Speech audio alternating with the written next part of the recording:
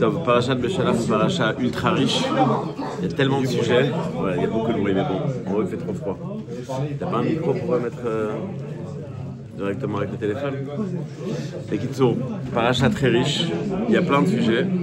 J'aimerais ramener un détail que vous connaissez peut-être. Il y a un minag, Parashat Beshalach, de distribuer des grains de blé aux oiseaux.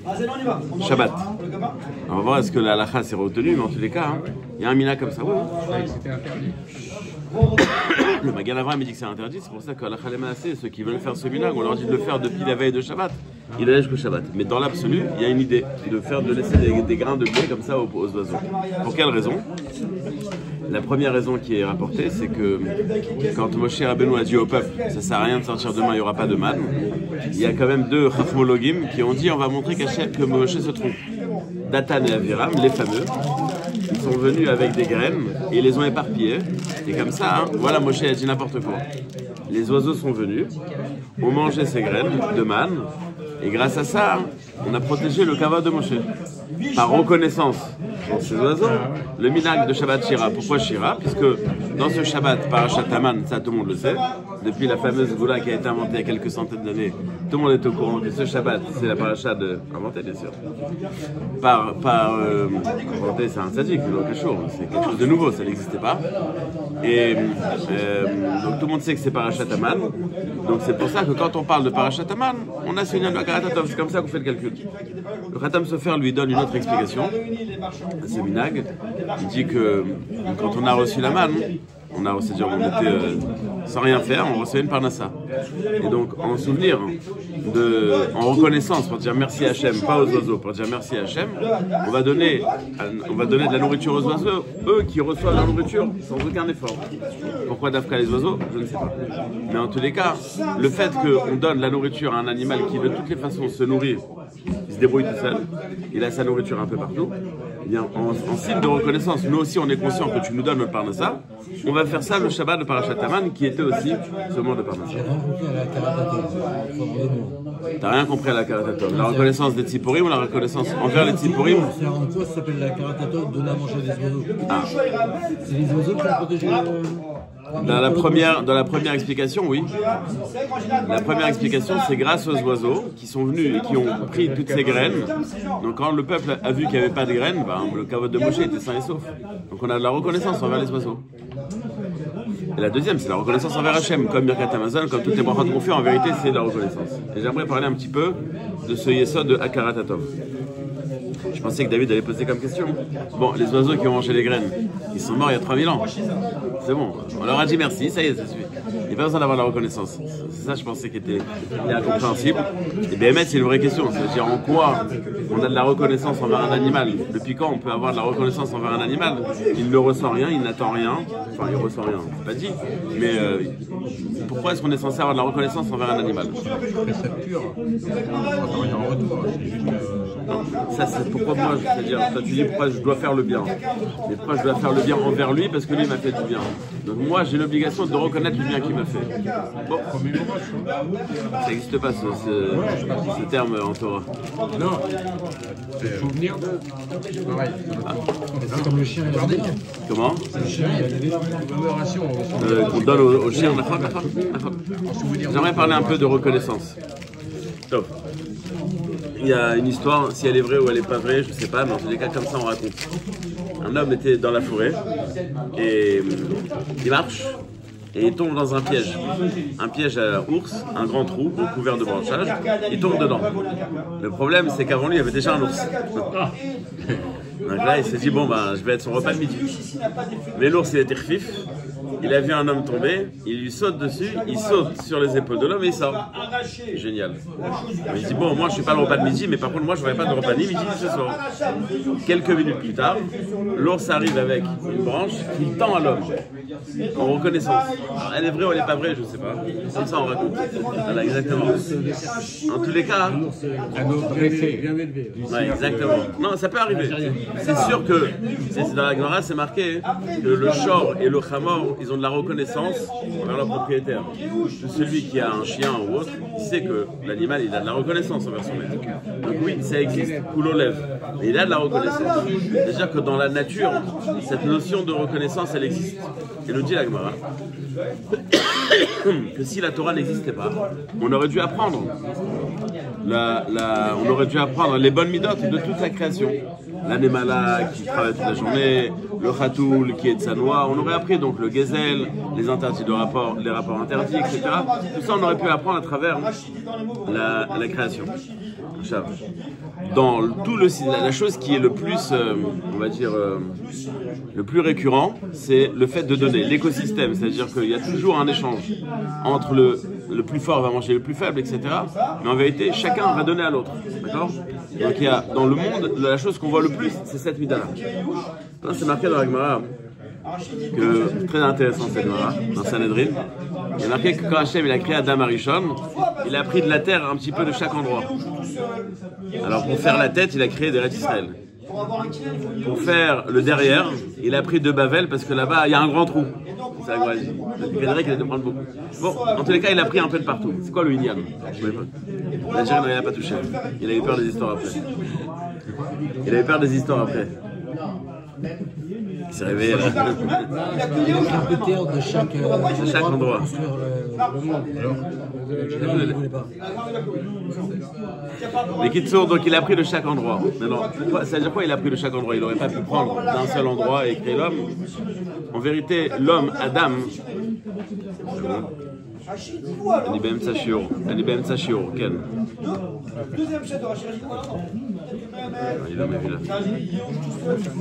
Ouais, d'autant plus que les frontières d'époque. L'Algérie ça n'existait pas, c'était le Maroc. C'est un pays sans histoire. Donc, le terme, le Shla Akadosh, il dit que Adam, le mot homme, Adam, c'est Adamé. Adamé. Je vais ressembler. Adamé l'Elion, je vais ressembler à Hachem. Mais ça vient aussi du mot Adama. En fait, quand Hachem prend des terres de chaque endroit, comme on a tout le temps des blagues tunisiens, marocains, algériens, etc., chaque endroit, il a ses qualités et ses défauts surtout. Tunisien, par exemple. Donc, en fait, il a pris les qualités innées de la terre. Tout ce qui existe sur terre, ça existe chez l'homme. Entre autres, ce qu'on vient de dire, si chez l'animal, il y a une notion de reconnaissance, eh bien, ça existe chez l'homme aussi. Ça veut dire que de manière innée, on a ce sentiment de reconnaissance. Donc, quand on te dit que l'homme aurait dû apprendre de la nature, c'est pas qu'il aurait dû créer quelque chose qui n'existe pas chez lui. Il aurait dû dévoiler ce qui est inné chez lui. Puisque tu as été créé de tout ce qui existe dans le monde. Et dans le monde, il y a des midotes qui sont portées par cet animal, qui porte cette puissance, cette chose-là, cette terre, elle va porter cette qualité-là. Donc, Adam Arishon, c'est le concentré du monde entier. Donc, de manière innée, il a tout ça. Normalement, il a la Akaratatov aussi. Et en vérité, pourquoi est-ce qu'on a ce sentiment de la Akaratatov de manière naturelle, mais qu'on n'arrive pas à exprimer, ça on va voir tout de suite. Le Messiah Tesharim, le Ramchal, il explique pourquoi est-ce qu'Hachem a créé un système comme celui qu'on connaît, un monde, puisque le monde futur c'est le plus important, etc. Tout simplement parce qu'il te dit, arriver dans le monde futur gratuit, tu n'aurais pas kiffé. Donc je vais te faire un monde matériel dans lequel tu vas devoir fournir des efforts. Ah, maintenant j'ai fourni un effort, je vais avoir un salaire. Ce qu'il appelle Nahamad Akisufa, le pain de la honte, il y a beaucoup à discuter sur cette notion. Mais en tous les cas, un homme n'aime pas recevoir des choses gratuites. Donc quand tu reçois un cadeau, quand tu reçois quelque chose, en vérité tu te sens obligé. Tu te sens obligé. Ce qui se passe, c'est que tu te sens obligé, ça va te coûter cher. Donc comment est-ce que tu réagis? Tu n'as pas envie de rembourser? Tu te dis, mais non, ça va. Ah, c'est pas un grand service. Qu'est-ce qu'il a fait? Il a appelé quelqu'un. Il m'a ouvert une porte. Il m'a amené à la maison. Pardon? Non mais au Marocain on fait pas de service. Donc il y a de manière habituelle, il y a ce manque de reconnaissance. Et c'est ça le terme. On ne reconnaît pas la tova, c'est-à-dire qu'on va la rapetissir, comme ça on est tranquille. S'il m'a donné s'il m'a rendu service, Béhémet, j'ai l'obligation de le rendre. Mais bon, si je considère que le service il est nul, alors j'ai pas l'obligation de le rendre. Donc de base, on a un sentiment naturel de dette envers celui qui nous a rendu un service. Mais puisqu'on ne veut pas rembourser ou parce qu'on ne peut pas rembourser, alors, ma mère m'a raconté qu'il y avait une bar mitzvah du fils d'un avrer. Et tout le monde vient avec le cadeau normal, un livre. Bon, il a 100 livres sur la table, il ouvre. Et puis, il ouvre un livre et il voit qu'il y a une Gemara avec le tampon de la choule. Il y a un papier dedans, il dit « Je suis désolé, j'avais pas de quoi t'offrir un cadeau, j'avais honte de rentrer les mains vides. » Alors, il n'a pas marqué son nom, bien sûr. Mais c'est-à-dire qu'il y a cette obligation de donner, mais bon, il ne pouvait pas donner. Donc là, en général, quand on a reçu un service, c'est très dur pour nous. C'est très dur pour nous de rendre. Donc qu'est-ce qu'on va dire? Non, il n'a pas rendu un grand service. Tu dis en un mot que l'ingratitude est naturelle. Elle est aussi, à Karatatov, elle est naturelle. Le centre, il y a les deux. Elle est aussi naturelle. Tu transformes une reconnaissance naturelle en ingratitude. C'est-à-dire que les deux existent chez l'homme. Tout le monde veut faire du bien, tout le monde fait du mal. Dans tout sentiment contradictoire, lequel prend le dessus. Ah, c'est notre travail, ça. Ça, c'est ce qu'on te dit. Tu dois apprendre ce que tu dois faire. Ça, c'est notre travail. Mais c'est pas quelque chose qui n'existe pas chez toi. C'est quelque chose qui existe et que tu dois développer. Tu ne pourras jamais être. C'est-à-dire, un homme ne pourra jamais être ce qui n'a pas été programmé à être. Mais même dans son programme, il faudra qu'il le fasse. C'est-à-dire, si lui, il est destiné à être médecin, bah, s'il ne fait pas d'études, il ne sera pas. Pareil, les deux sont idées. C'est-à-dire que la nature humaine, elle est... C'est une construction, c'est-à-dire que tu es ingrat parce que tu ne peux pas rembourser. C'est l'homme. C'est pas que j'ai décidé, c'est l'homme. On n'a pas envie de payer, on n'a pas envie de perdre, on n'a pas envie que ça nous coûte quelque chose. Et... Pardon? Bien sûr, ça se travaille. Top. Je vais amener quelques exemples. Il y a marqué qu'une personne qui tue de manière involontaire, il a l'obligation d'aller s'exiler dans une ville qui s'appelle Arémiklat. Et il va rester là-bas tout le temps que le Kohen Gadol est en vie. Quand est-ce qu'il va en sortir? Quand le Kohen Gadol meurt. Donc qu'est-ce qu'il y avait dans Arémiklat? Des grandes pancartes. Minyan aujourd'hui, Mincha pour la mort du Kohen Gadol.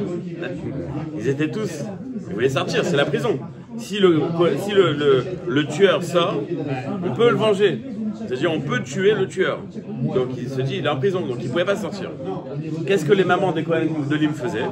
Elles allaient leur amener des pizzuchim, des gâteaux, des habits, c'est marqué. J'ai pas compris. Toi, tu es en prison. Tous les jours à 4 heures, tu reçois le café et les gâteaux. Ok, alors tu veux rester en prison? Le sentiment de reconnaissance, il y a deux façons de le dire. Ou alors le sentiment de reconnaissance les empêcher de prier pour la mort. J'ai entendu une notion, une formule qui est beaucoup plus forte. L'intensité de la prière qui meurt, elle allait s'affaiblir par le sentiment de reconnaissance. C'est-à-dire que le sentiment de reconnaissance, il est là. Au final, sa mère, elle est venue amener un café. Donc, j'ai toujours envie que le Kohen Gadol meure, mais ça affaiblit l'intensité. Pareil dans l'histoire de Korach. Il y a marqué que Korach, il a incité 250 personnes avec lui. C'est marqué que c'était 250 Rachel Sanebrao. C'est des gens très importants. Comment il l'a fait? Marqué dans la Gemara qu'il leur a fait des repas. Il les a invités à manger. Mais attends, mais t'achètes pas quelqu'un avec un repas. Surtout quand c'est quelqu'un qui va au Hachem manger quoi. C'est-à-dire t'es pas un sapré, et puis la manne, c'était pour tout le monde. Donc il les a invités à des repas, ok. J'ai vu une explication hier soir. Que c'est pas parce que c'était stam des gens comme ça au rabais, au contraire. Parce qu'ils avaient un sentiment de reconnaissance, même sur quelque chose qui n'est pas important. Donc ils se sont sentis obligés par rapport à Korach. Ah, tu vas me dire, mais à Moshe Rabbeinu. Ouais. Mais c'est comme, c'est-à-dire, c'est sûr, donc c'est la même question. On va avoir deux sentiments contradictoires. Mais ça a commencé par un sentiment de reconnaissance. Après, ce qui s'est construit autour, évidemment, tu vois bien que On Ben Pellet, il a pu s'en sortir. Mais au départ, ce qui leur a ouvert le cœur et les oreilles, c'est le fait qu'ils les a invités. C'est les techniques de vente. Tu vas donner quelque chose à quelqu'un, et au final, tu espères avoir un retour. Donc tu vas lui offrir.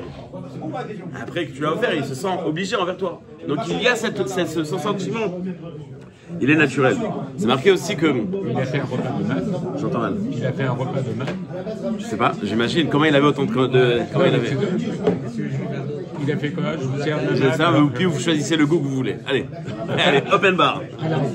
Bassari, Khalavi, ce que vous voulez. Je sais pas. C'est pour ça que quand on dit qu'ils étaient milliardaires, je comprends pas que ça sert. La France, c'est marqué que Korach était milliardaire. À quoi ça servait? C'est du Monopoly. Il y a marqué que toutes les richesses que Korach a amassées, ils sont enterrés quelque part et là, tu dis, on va les sortir. Donc voilà à quoi ça va servir. Si tu veux faire un tour dans le désert, tu trouves 250 ânes qui portent les clés des trésors. On est déjà bien avancé. En tous les cas, donc on a dit qu'il y a un sentiment inné de reconnaissance, mais il y a de manière naturelle aussi quelque chose qui vient affaiblir ton sentiment de reconnaissance parce que tu ne veux pas payer. Donc d'un côté, recevoir gratuit, tu ne veux pas. Donc tu as une dette. D'un autre côté, puisque tu as une dette, comment est-ce que tu vas faire pour rembourser la dette sans payer? Je ne dois rien du tout. Tu n'as rien fait. Le Rav Dessler il disait que quand tu rends service à quelqu'un, donne-lui avec ça une petite pierre. Pourquoi? Parce qu'un jour, comme il ne voudra pas te rendre, il va te lancer des pierres, autant qu'elles soient petites. Pas grand.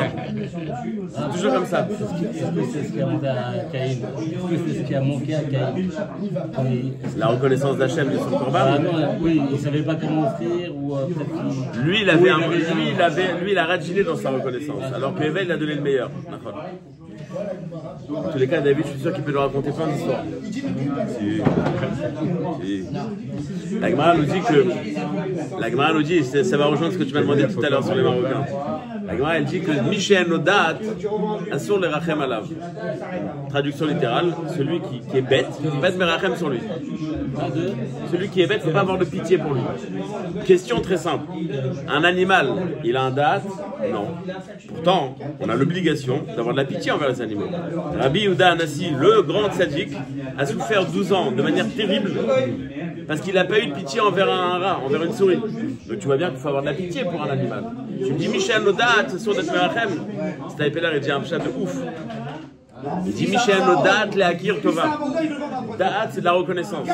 S'il n'a pas de la reconnaissance, ne lui rends pas service. Parce que quand tu lui rends service, tu vas continuer à développer chez lui son sentiment que tout lui revient de droit. Michel Nodat, tu fais rendre service à des gens, même pas il te dit merci, rien, normal. Michel Nodat, c'est Mara. Pardon? C'est du bien à Bertrand et tu le rends... Voilà, exactement.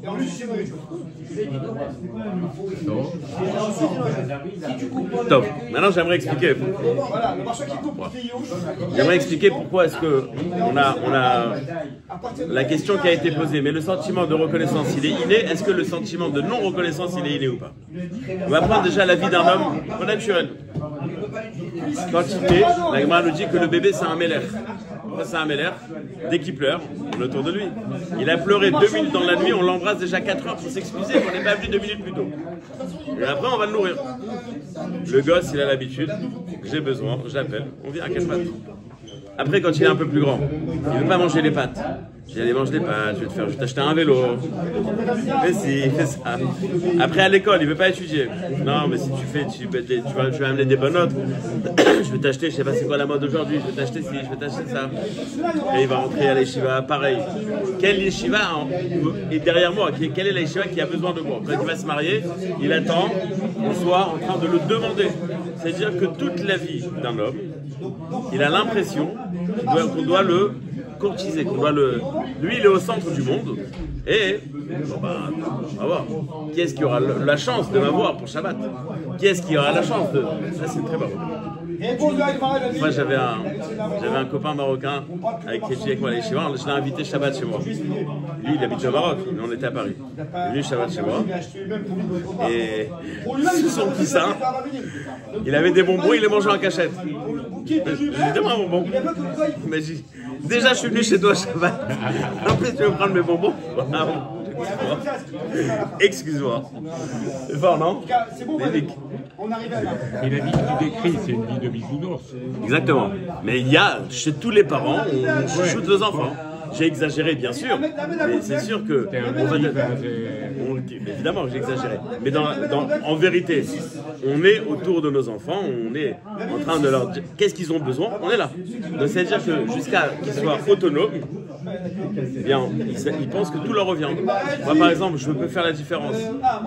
J'ai un collègue, non mais Avrechim, je peux savoir qui vient de se marier sans savoir son histoire. Et qui est marié depuis un moment. Celui qui vient de se marier, il n'y a aucun problème d'arriver en retard, il ne s'excuse pas. Pourquoi? tout lui revient. Il n'est pas encore rentré dans la vie. Et quand tu es rentré dans la vie, rien ne te revient. Débrouille-toi. Donc il y a des gens qui vont rentrer dans le système, il y a des gens qui ne sont pas encore dans le système. Quand on est jeune, c'est moi qui décide. On est très égoïste, surtout quand on n'est pas marié, c'est sûr qu'on est plus égoïste. Top. C'est pas une question de mida. Pardon? C'est pas une question de mida. C'est pas qu'une question de mida. Bon, je sais pas ce que tu appelles une question de mida, c'est-à-dire pas ce que tu t'arrêtes au mot mida, mais... Par exemple, je sais pas, t'arrives le matin, il y a un premier minyan, et le pisse et la cellule est dégueulasse. Les mecs, ils ont prié, ils ont rien à faire de savoir les autres vont passer. En général, quand on parle de... Quand tu vas aux toilettes, par exemple. C'est un exemple. Non, c'est un exemple stable. Ou non, aux toilettes, tu peux pas avoir aux toilettes, c'est dégueulasse avant. Tu vas pas nettoyer parce que... On va passer avec les toilettes, Jérôme. Une question. On peut éduquer à la reconnaissance, bien sûr. Chacun doit s'éduquer, c'est ce que je veux dire. On n'éduque pas les autres. Si ton fils, tu dis, mon fils, comment ça, c'est mauvais. Ah non, c'est sûr. On peut pas prendre Moi, ton j'ai modèle. quand même éduqué. Je dis que de manière générale, on est très autonome. On est vraiment. Mais moi, j'ai pour habitude, mon fils, il me demande quelque chose. L'homme est chalet quoi? Même si c'est sûr que je vais lui dire oui, je ne dis pas oui tout de suite. Je vais réfléchir. Pour qu'il sente que quand je lui dis oui, c'est pas gratuit. Sinon, c'est la bamboula. Il finit pas. Il est incapable. Non, ça veut dire que c'est comme ça qu'on l'éduque à ça, bien sûr. Mais je dis que malheureusement, le monde, il est fait. Les enfants, aujourd'hui, c'est des gâtés pourris. Nous aussi, on était des gâtés pourris. Ça, c'est ton problème. T'as voulu. Deuxième explication. Pourquoi est-ce qu'on a de la difficulté à avoir de la reconnaissance? C'est quoi pourquoi est-ce qu'un juif s'appelle juif? Yehuda. Yehuda. Pourquoi est-ce qu'il s'appelle Yehuda? Non. Yehuda parce que quand il est né, sa mère a dit Apam, Odé et Hachem. Maintenant que j'ai un quatrième fils, je remercie Hachem. Question. T'en as combien déjà? 3. Ah, maintenant j'en ai 4, je remercie. Et quand t'en as un, tu remercies pas? Pourquoi tu prends un, tu remercies pas? Pourquoi? Parce qu'elle a dit il y a 4 femmes. Exactement. Donc quand est-ce que je reconnais? Quand je reçois plus. Et si je reçois comme tout le monde, bon, ok, voilà. Donc, la tova en soi, elle n'est pas si grande que ça. Il y a quelqu'un qui offre un kidouche, bon, il a offert à toute la silla. Pour moi, pour tout le monde. Je dois lui dire merci, ben non, il a offert pour tout le monde. Je n'ai pas reçu plus que les autres. Donc quand je reçois quelque chose qui me revient de droit, j'ai pas de la reconnaissance. Et ça, c'est dans la vie de tous les jours. Quand il y a quelque chose qui se passe à la maison, tu penses que c'est normal. Tu penses que c'est normal que tu as un repas. Tu penses que c'est normal que tu as une chemise repassée. Tu penses que c'est normal que... Et alors, c'est normal. C'est une question d'éducation. Tout va être question d'éducation déjà de toi-même. Et après, quelle éducation tu as reçue? Bien sûr, c'est une question d'éducation. Je suis en train d'expliquer que de manière naturelle, on est censé reconnaître, mais on a réussi à détruire ça à travers nos sentiments. Bon, ce que j'ai reçu, c'est pas si... J'ai pas reçu quelque chose qui est différent. J'ai pas compris, c'est les gnailles alors cette histoire de Yehuda. Bien sûr. Non, c'est tu dis ça. Tu ressembles quand même, non? Ah, peut-être. Même si un gars il fait c'est qui Bémet? Gnaï, c'est négatif, péjoratif. C'est pas bien ce qu'on dit pour Léa. On est en train de dire que, c'est-à-dire que je prends. Non, mais je suis pas en train de dire que c'est sur l'erreur c'est-à-dire que moi ce que j'ai amené de Yehuda, c'est que la reconnaissance, c'est quelque chose qui est censé être naturel chez nous, puisqu'on s'appelle comme ça. Mais d'un autre côté, on a aussi ce sentiment que bon, si c'est pas quelque chose de grandiose, bon, j'ai reçu quelque chose, c'est bien. C'est normal? Je donne pas. Si c'est normal, c'est-à-dire si c'est habituel, bah c'est normal, parce qu'il n'y a rien qui est normal, alors j'ai pas de reconnaissance. Pourquoi est-ce que, c'est-à-dire si un homme, demain s'il y avait un type à la Silla qui arrive, il a des ailes, il arrive à voler. Je me dis, waouh, génial. Donc on aurait dit c'est exceptionnel, et lui aussi aurait dit merci à Hachem.